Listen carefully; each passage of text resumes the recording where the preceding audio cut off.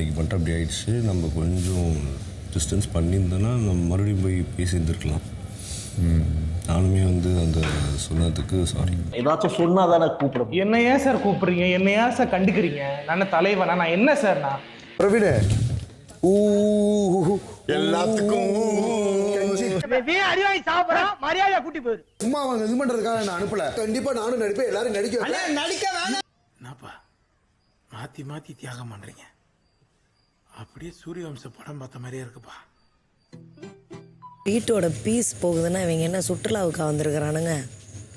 பெரிய பீஸ்ஃபுல்லாக இருக்கிறதுக்காக வந்திருக்கிறாங்க இவங்க. என்ன நோக்கத்தில் பேசிட்டு இருக்கீங்க? இப்படி ஒரு சாதாரண பிரச்சனையை பெருசாக்கி பெரிய சிக்கலை உண்டு பண்ணி அது இந்த ஜென்மத்தில் நடக்காது. போங்க, போய் வேலையை பாருங்க. எல்லா இடத்துலயுமே பிரச்சனைகளை கொளுத்து போட்டி விட்டு பெரிய பிரச்சனையாக்கி விடுறாரு சார். வெறுப்பு ஏற்றி வாயை பிடிங்கி பேசுன சுருகிடுவேன்.